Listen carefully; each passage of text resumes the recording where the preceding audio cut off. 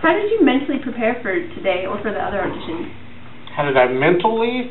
And physically. Oh, well, I've done lots of setups and lots of push-ups. That shows. Heckled by the interviewer already. I like your style. I think she is. I would agree with that, by the way. You don't get angry with that. I think mentally you prepare because you wonder, you hope that you're going to get somebody really good and that you're going to find that gem, that diamond in the rough. So I'm very hopeful, but I'm a little bit nervous too. I think physically, that's why I don't do the physical stuff. That's why I have one of my co-producers do all the detail and stuff, or otherwise nothing is going to get done. My organizational skills are not very organized. So. Okay. So when did you first think you were going to direct movies?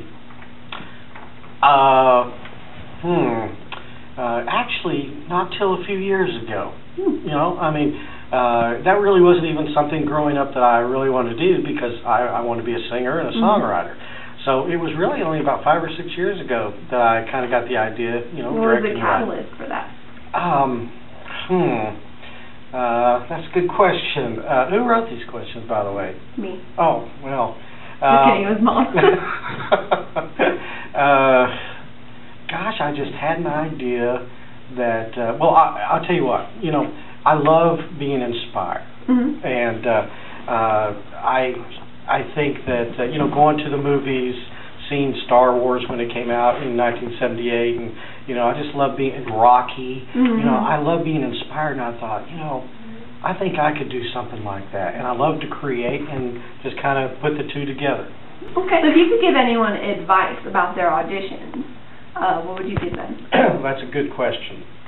And my advice would be, don't be too theatrical. A lot of the time, you agree with that? Yeah. I think people tend to overdo things. Yeah, I think it becomes because they're coming from a theater background. Right, yeah. And, in theater, you got to be really big, and, in movies, the subtlety is what's important. Yeah, that's right. Because, we can see, people, the blink of an eye. Right. And just the slightest little, Exactly. you see. So you're right. A lot of people come from theater. I don't want to discourage theater people. Yeah, no. That's fine. They just have to understand it's different. It's different. And bring it down. Right. Yeah. I think that's one thing. Another area would be to slow down. Do you find people really moving real quick? Yeah, I think that partially stems from nervousness as well. Yeah.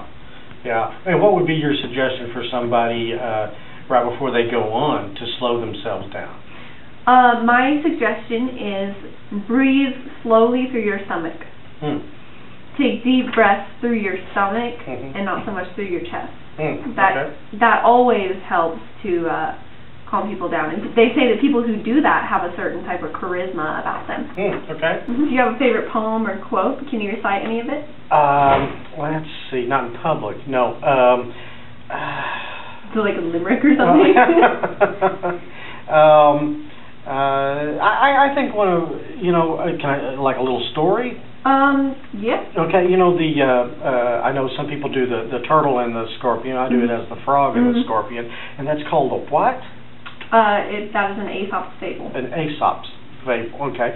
I love that one. And for those of you that don't know it, it is, the frog is about to go on the other side of the lake, and the scorpion says, hey, can I jump on and go for a ride, because I want to go over there too. And the frog says, well, and we get halfway over there, and you're going to sting me. And the scorpion says, I'm not. Why would I do that? Then we're both going to die. The frog thinks about it for a second, and he says, all right, hop on. They get about halfway across the lake, and, of course, what happens? The scorpion stings the frog, and the frog looks up at him and says, why did you do that? Now we're both going to die. Gosh, what's wrong with you? And the scorpion looks down at the frog and says, well, I'm a scorpion. That's what I do.